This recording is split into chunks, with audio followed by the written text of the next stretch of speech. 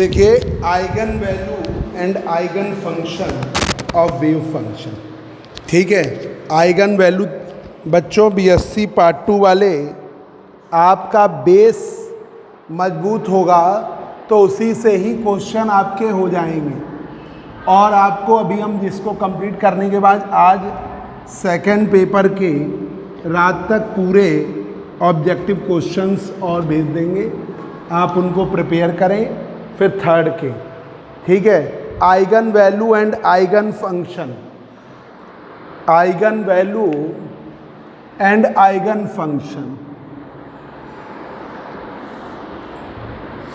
Eigen value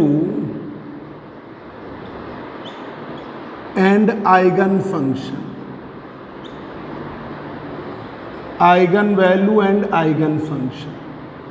wave function psi operated with any operator P. ठीक है, wave function psi को operate कर सकते हो किसी भी ऑपरेटर पी के साथ दो तरीके से। Wave function Sai, wave function psi operated with any operator P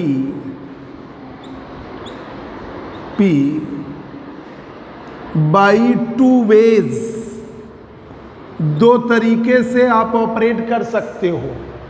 पहला तरीका ये है P साई बराबर फाई। क्या करना है? P साई बराबर है, बताओ क्या करना है? अच्छा लेना है तो तुम ले लो, हम दे रहे हैं पैसे, अभी दे रहे हैं।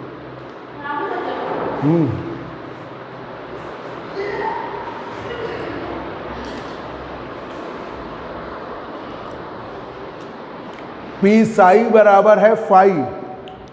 फाई अनदर वेव फंक्शन है। फाई है another wave function,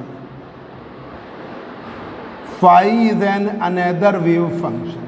तो आपने जब ऑपरेटर के साथ ऑपरेट किया तो एक नया ही ऑपरेटर आ गया, नया ही वेव फंक्शन आ गया।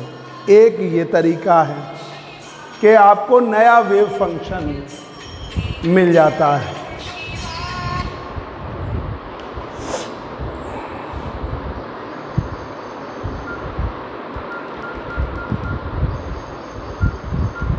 आपको नया वेव फंक्शन मिल जाता है।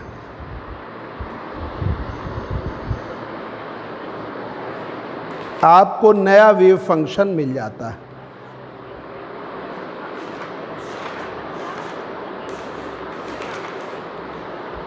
एक तो आपको नया वेव फंक्शन मिल जाता है। दूसरा पी साई बराबर लैम्डा साई। पी साई बराबर लैम्डा साई। लैम्डा है आइगन वैल्यू,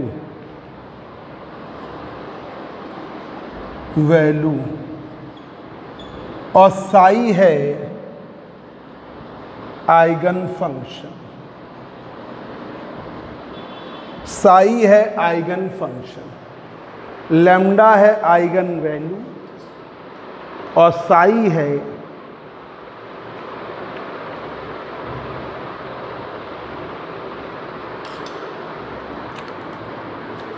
आइगन फंक्शन। तो ये कहलाती है आइगन वैल्यू और आइगन फंक्शन। अब आइए expectation value of dynamical quantity. Expectation value of, हाँ भाई साहब, हाँ वो हम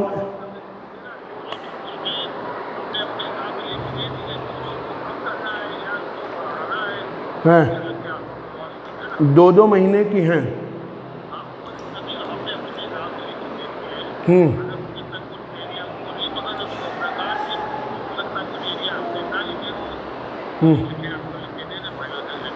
अच्छा अच्छा, इस समय क्या बिल में एडजस्टमेंट क्या हो सकता है, ये भी ज़रा जैसे दिया है कोटेशन, उसमें कितने परसेंट तक डिस्काउंट संभावना है ये बताइए। हम्म हम्म हम्म। अच्छा, हम चाहते हैं ना कि मिल जाए आप ही को पूरा ऑर्डर, सही है हैं? हम्म हम्म। ठीक ठीक ठीक।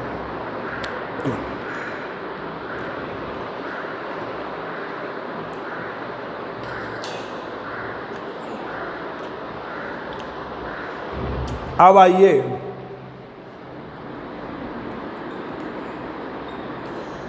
Expectation value of dynamical quantities हैं, डायनामिकल क्वांटिटीज। अच्छा ये देखें,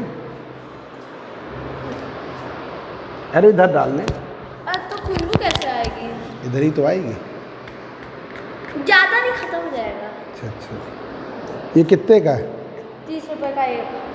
ठीक ठीक, तो किसने किसने ले लिया? अभी हम रामू चाचा को दे देंगे, तुम परेशान हो, तुम ले लो। पी साई बराबर 5।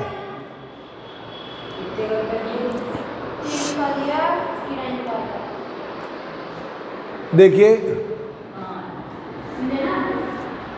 अरे वो छोटा वाला भाई है, वो अब बेच देता है, चाचा का बेटा है तो लेके आया तो ले, ठीक है। अरे उसके बाद पैसे हो कि ना हो, लेना हो तो ले लेना है। Expectation value of dynamical quantity, those quantities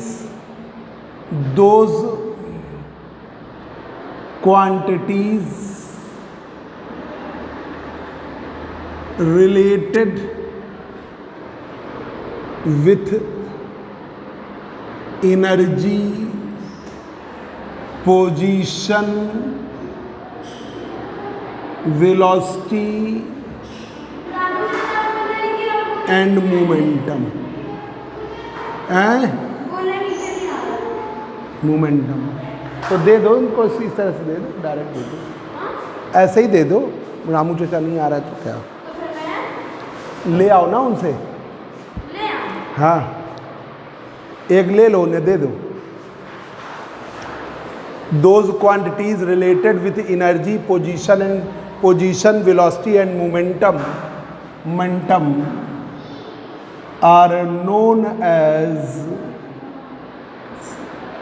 dynamical quantities. Those quantities related with position, velocity, momentum and energy are known as dynamical quantities. वो quantities जो velocity से related हों, position से हों, momentum से हों, उनको हम क्या कहते हैं? dynamical quantities. Those quantities, तो मैं कितने का दे रहे हैं? 30 का दे रहे हैं ना, तो 30 का ही दिवा दो, सोचा ये दे दो इसको 30, जाओ ले आओ है। अरे नहीं नहीं, ऐसे ही दे दो, क्या करना, दे दो उसको, ये लो दे दो उन्हें, और दे दो। Those quantities related with energy, position and velocity, energy से रिलेटेड हो, पोजीशन से हो, वेलोसिटी से हो, मोमेंटम से हो, उन्हें हम क्या कहते हैं? Dynamical quantities. उन्हें हम कहते हैं डायनामिकल क्वांटिटीज। और इन डायनामिकल क्वांटिटीज का जो एक्सपेक्टेशन है, एक्सपेक्टेशन का मतलब है mathematical average. Expectation means mathematical average, mathematical average. Expectation means mathematical average. और ये एक्सपेक्टेशन जैसे हमने फंक्शन एफ आर का लिया, ये लो, तो ये लिया,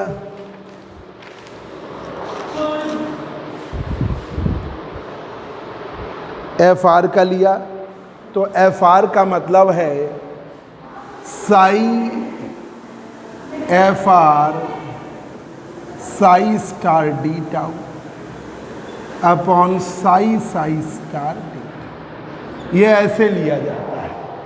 आप में लिमिट जो लेनी है तो आपने लिया psi F R psi star D tau upon psi star D tau. अब ये क्वांटिटी क्या कहलाती है? नॉर्मलाइजेशन की condition, condition of normalization.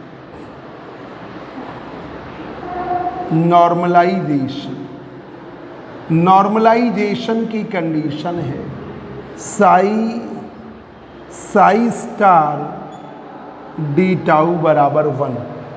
Normalization की कंडीशन है साई स्टार डी टाउ बराबर 1।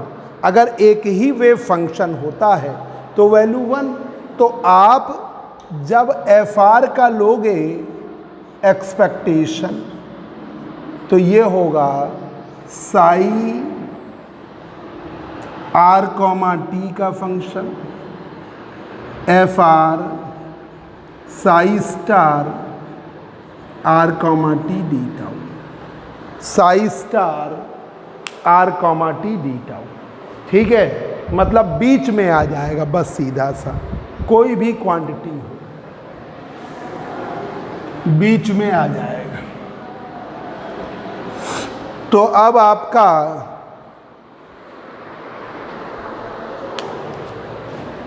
एफ आर की वैल्यू आई, एफ आर का एक्सपेक्टेशन आया Sai F R psi star D tau, psi F R psi star D tau, ये हुआ। अब इसी तरीके से एक्सपेक्टेशन वैल्यू आप आर की निकालते हैं। Expectation value of R, expectation value हम अगर आर का निकालते हैं, एक्सपेक्टेशन वैल्यू हम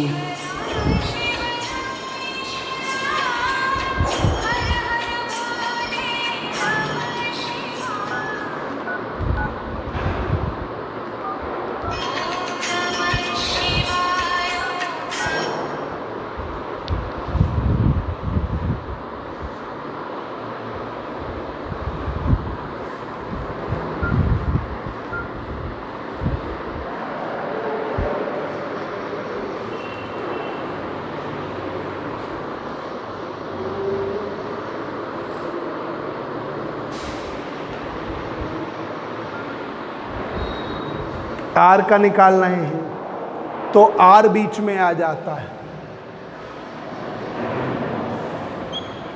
साई आर साई स्टार। आप आर का निकालेंगे Sai star R D T. अब एक्स का करोगे Sai x Sai star D tau की वैल्यू क्या ले लेंगे? डी एक्स डी, ये वैल्यू 1 ले ली जाएगी।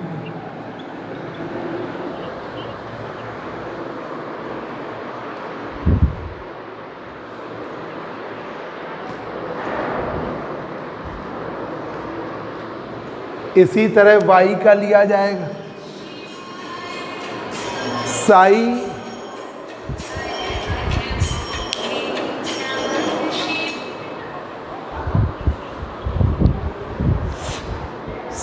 Y psi star D tau.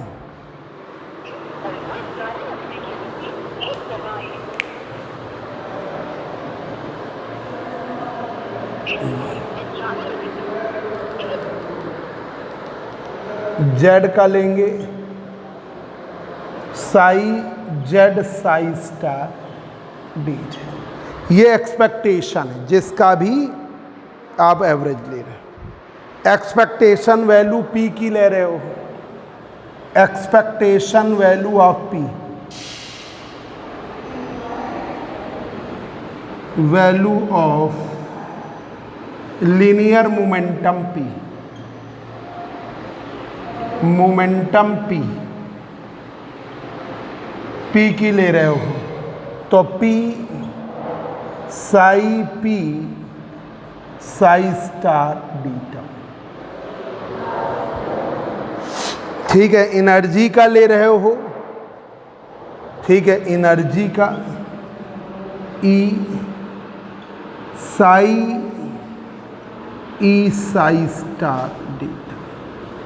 ये बच्चों है आपकी, ये टॉपिक हैं आपके एक्सपेक्टेशन, जिसका आपको एक्सपेक्टेशन लेना है उसके टॉपिक है।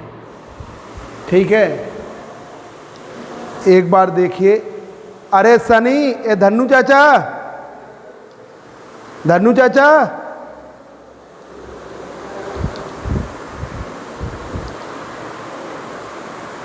पेन की तुम ही इंक ले आओ, ये तो नीचे लग गया।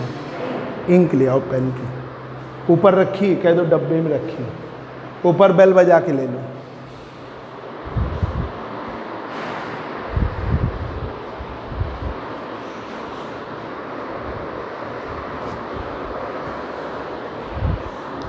बच्चों देखिए, eigen value and eigen function, wave function psi operated with any operator P by two veg, wave function psi operated with any operator P. Hello,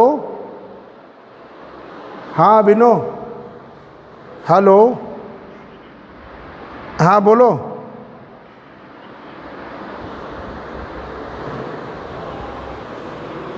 अच्छा अच्छा अच्छा, अभी हम पढ़ा लें फिर मंगा लेते हैं,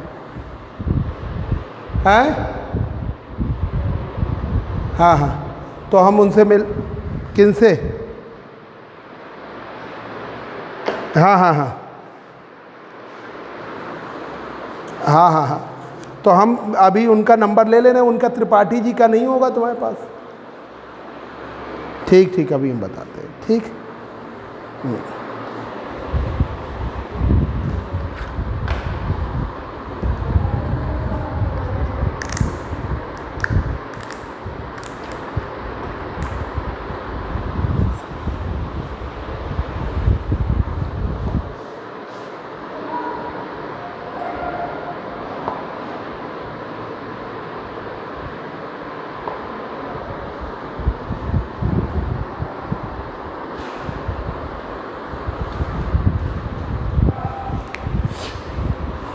ये सब पे आने हैं, बहुत इम्पॉर्टेंट है कि एक्सपेक्टेशन पूछ लिया जाएगा। एक्स का पूछा गया तो एक्स का पूछा गया एक्सपेक्टेशन, तो साई ऐसे कर लिया, psi psi star x d tau की जगह डी एक्स। वाई का पूछा गया तो psi Y psi star d y. Z का लिया गया तो psi Z psi star D z. जब देखिए, eigen value and eigen function, इधर से देख लो, wave function psi operated with any operator P by two veg.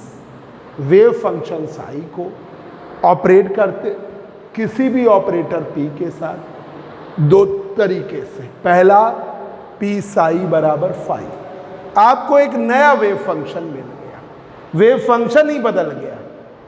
एक ये है पी साई बराबर lambda Sai, lambda eigen value है, साई आइगन फंक्शन है।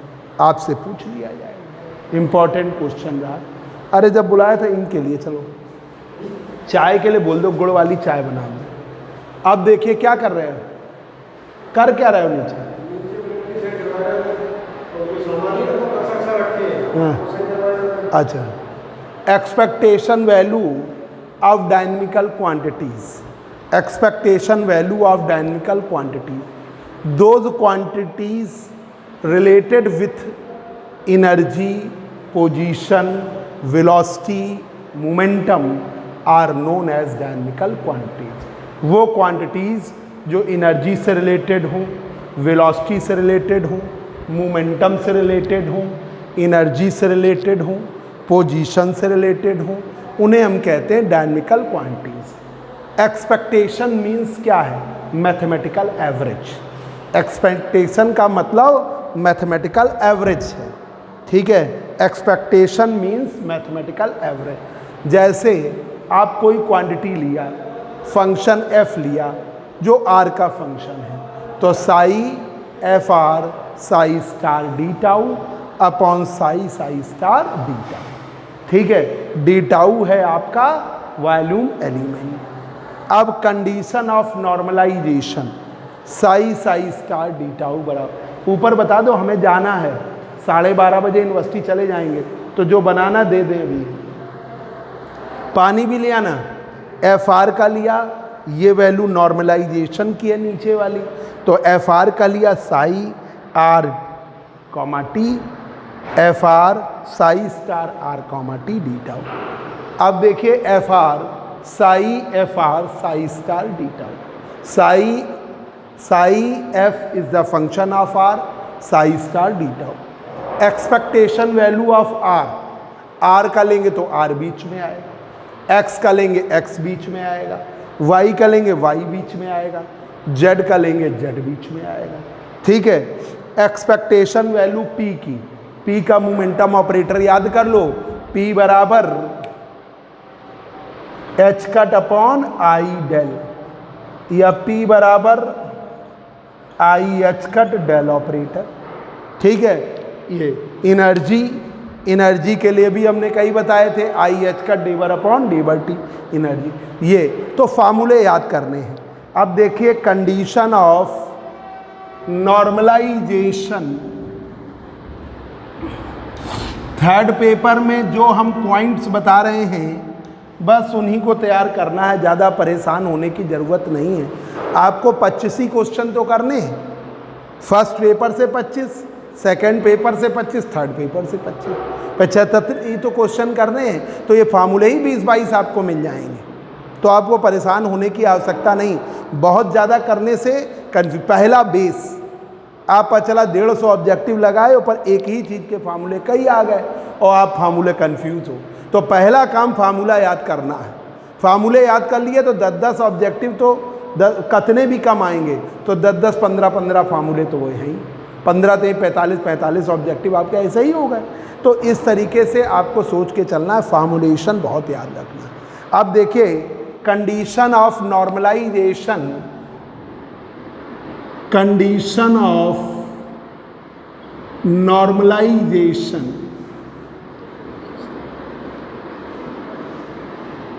And orthogonality,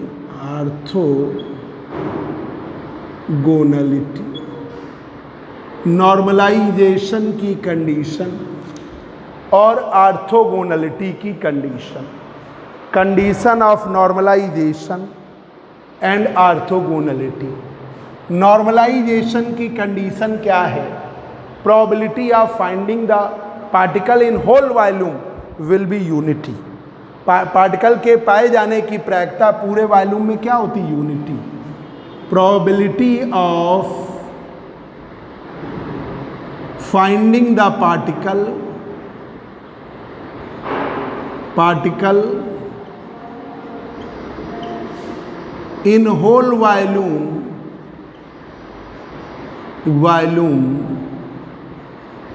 will be unity। Particle के पूरे रीजन में पाए जाने की प्रायिकता जो होती है वो एकांक होती है। Probability of finding the particle in whole volume will be unity. पूरे वॉल्यूम में पार्टिकल के पाए जाने की प्रायिकता क्या होती है? 1। तो आप देखिए साई स्टार डी टाउ बराबर 1, साई स्टार डी टाउ बराबर 1। ये है नॉर्मलाइजेशन की condition. This is the condition of normalization. चाय पियो। हम तो डेली 11 बजे से रिकॉर्ड कर रहे थे। हम तो बच्चों से कहे, एक दो बच्चे बीच बीच में आए, फिर आ ही नहीं रहे कोई, तो हमने कहा कि जो क्लास रिकॉर्ड कर रहे हैं पढ़ लो आके। बीच में 2 बच्चे आए विजय गुमटी वाले, फिर गायब हो गए। एक दिन एक दो बच्चे और आए, फिर नहीं आ रहे। तुम तो आ ही जाओ। Probability of finding the particle in whole volume will be unity.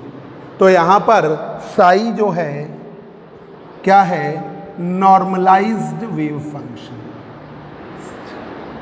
Wave function, ठीक है। साई साई स्टार जो है वो नॉर्मलाइज्ड वेव फंक्शन है, ठीक है। साई और psi star normalized wave function है, ठीक है। Psi star normalized wave function है, और ये कंडीशन है नॉर्मलाइजेशन की, condition of normalization, condition of normalization, ये नॉर्मलाइजेशन की कंडीशन, कंडीशन ऑफ नॉर्मलाइजेशन, ये नॉर्मलाइजेशन की कंडीशन है। अगर मान लो साई स्टार डी टाउ की वैल्यू मान लो कोई n आ जाता है कांस्टेंट, तो n से डिवाइड कर लो, 1/n psi star D tau बराबर 1। साई के नीचे n लगाओ, psi upon root n, psi के नीचे n लगाइए, साई स्टार के नीचे n लगाइए, तो ये देखिए psi upon root n, psi star upon root n, D tau बराबर 1। तो ये भी कंडीशन बन गई नॉर्मलाइजेशन की। हेलो, हाँ कौन? अच्छा शोभित, अच्छा हाँ शोभित बैच शुरू कर दिया है। ऑफलाइन में 4-5 बच्चे आ रहे हैं। कहाँ रह रहे हो तुम? अच्छा, तो ऑफलाइन में 5-6 बच्चे आते हैं, वो भी पढ़ लेते हैं। डेली अभी 10 से 11 बैच है, और ऑनलाइन भी चला रहे हैं, हाँ ऑनलाइन भी चला रहे हैं।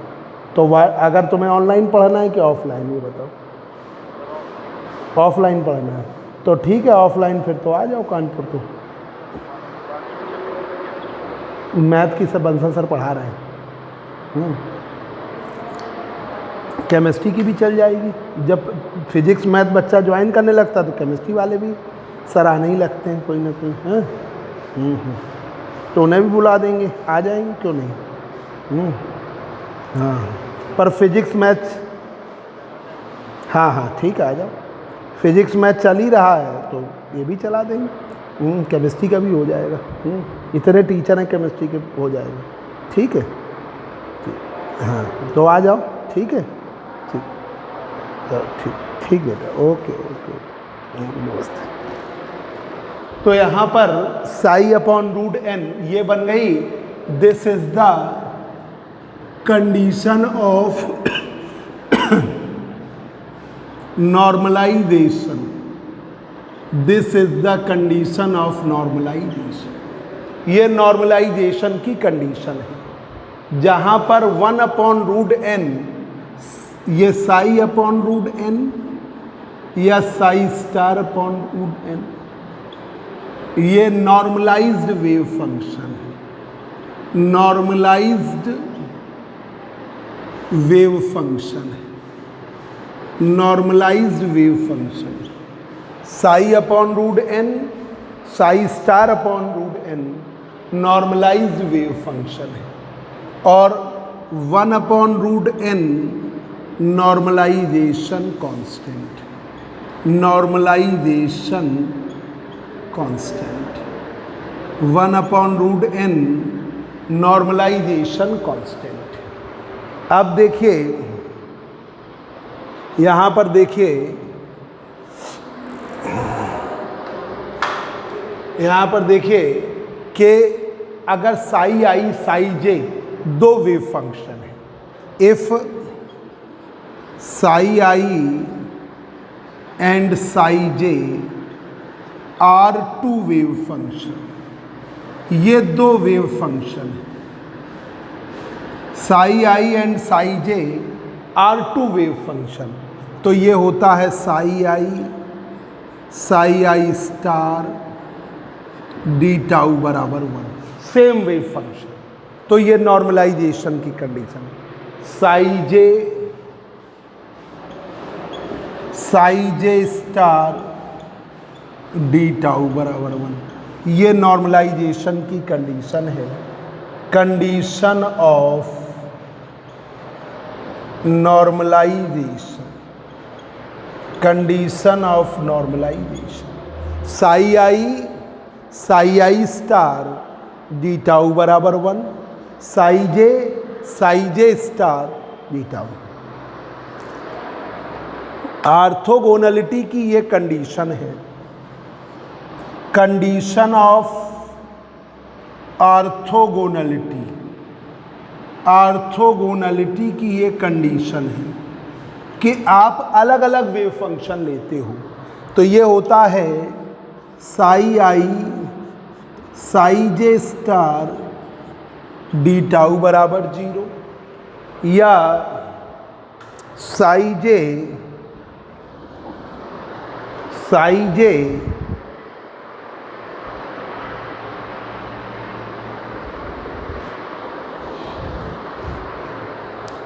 आई psi j star D tau बराबर 0, या Sai i star D tau बराबर 0। ये बनता है psi i star D tau.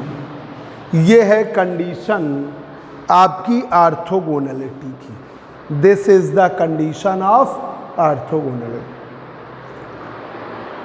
अब देखिए इनको कंबाइंड करके जनरल बना लें, इन जनरल वे में बना लें, psi j star D tau Kronecker delta of i j. भाई साई आई लिया, psi j star D tau बराबर क्रोनिकल डेल्टा ऑफ आई जे।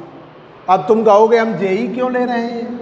अगर मान लो हमने साई जे लिया, ये psi i star Kronecker delta of i j. Kronecker delta of i j की value क्या होती है? ये डेल्टा आई जे, ये क्या है? डेल्टा आई जे क्रोनिकल डेल्टा है, और इस क्रोनिकल डेल्टा आई जे की वैल्यू 1 है if i is equal to j, i j की वैल्यू 0 है if i does not equal to j. अगर आई जे के बराबर है तो वैल्यू होती है 1, और अगर आई जे के बराबर नहीं होता तो वैल्यू होती है 0, ठीक है। ये सब पढ़ा हुआ था, फार्मूले याद करने हैं। अब प्रोबेबिलिटी करंट डेंसिटी आपको बताया था, probability current density, probability current density और particle flux,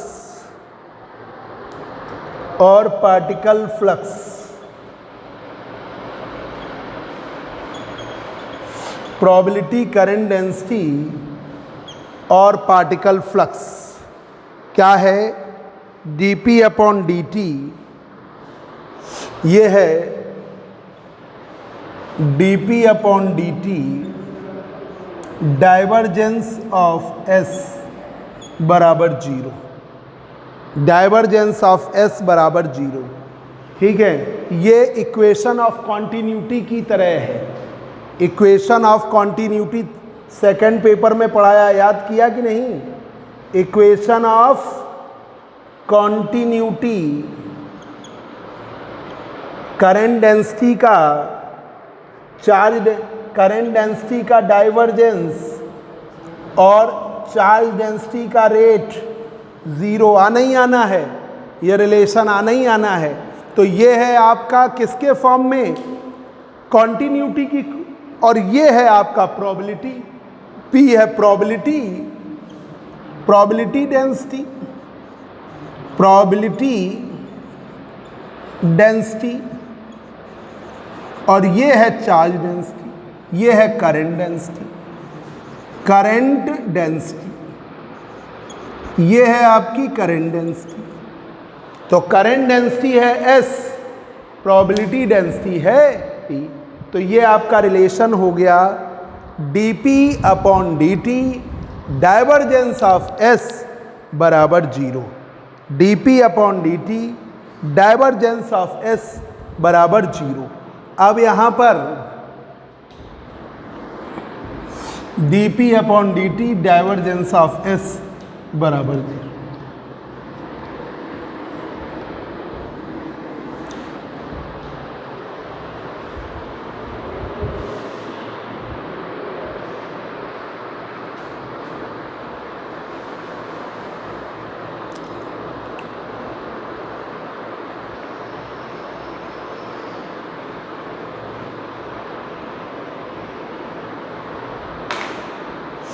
dP upon dt divergence of S बराबर 0। dP upon dt divergence of S बराबर 0। ठीक है, जहाँ पर S प्रोबेबिलिटी करंट डेंसिटी है, S प्रोबेबिलिटी करंट डेंसिटी है, करंट डेंसिटी है, S की वैल्यू होती है R, T, S R, T, इसकी वैल्यू है S R, T, H cut upon 2mi, H cut upon 2mi, H cut upon 2mi, psi star del psi minus psi del psi star, psi star del psi minus psi del psi star. तो S R comma T probability current density है H cut upon 2mi psi star del psi minus psi del psi star. ये आपका relation. अब आइए Ehrenfest theorem. Ehrenfest theorem, Ehrenfest theorem, Ehrenfest theorem. Ehrenfest theorem में the average motion of a wave packet, the average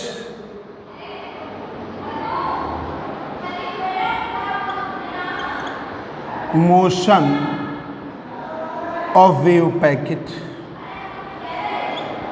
the average motion of wave packet, जो average motion है wave packet का, agrees completely with the motion of classical particle. Agree करता है average motion of wave packet, agree the motion of classical particle, agree the motion of classical particle. वो किसको agree करता है? Classical particle की। Agree the motion of classical particle. Classical particle means a particle obey the Newton's law of motion. एक particle है जो ओबे कर रहा है न्यूटन्स लॉ ऑफ मोशन, तो उसे हम क्या कहते हैं? Classical particle. A particle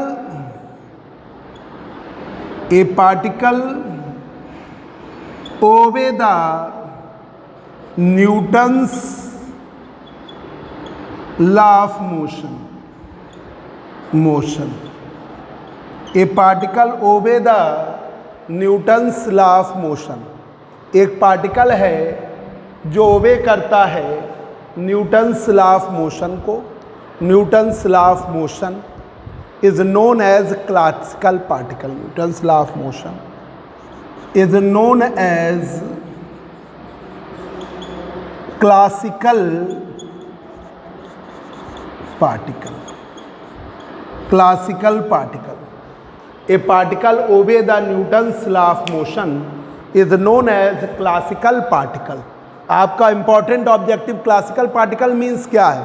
जो न्यूटन्स लॉ ऑफ मोशन को ओबे करे उसे कहते हैं क्लासिकल पार्टिकल। ठीक है। और एर्नफेस्ट थ्योरम में बताया गया जो वेव पैकेट लेके पार्टिकल मूव कर रहा है, जो वेव पैकेट लेके पार्टिकल मूव कर रहा है वो किसको एग्री करता है?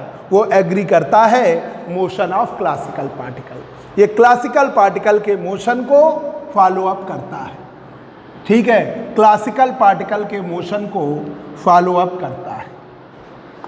क्लासिकल पार्टिकल के मोशन को फॉलो अप करता है।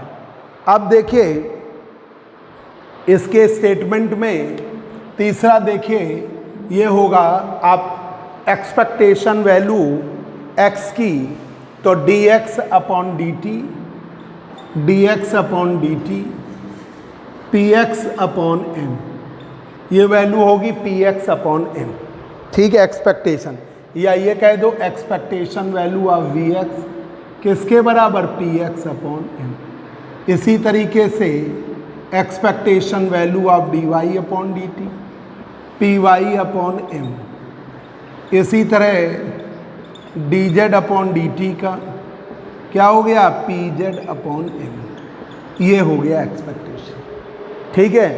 इसका मतलब एक्सपेक्टेशन वैल्यू vy की किसके बराबर है? py upon m। इसका मतलब vz की expectation value pz upon m। ये है आपका। ठीक है। दूसरा स्टेटमेंट, ये स्टेटमेंट इसको ही आपने जनरल फॉर्म में किया, इन जनरल फॉर्म में किया कि px py pz आ रहा है तो जनरल फॉर्म में किया dr अपॉन dt क्या होगा? p upon m। dr upon dt क्या होगा? p upon m। इसी तरीके से बच्चों, इसी तरीके से आप देखिए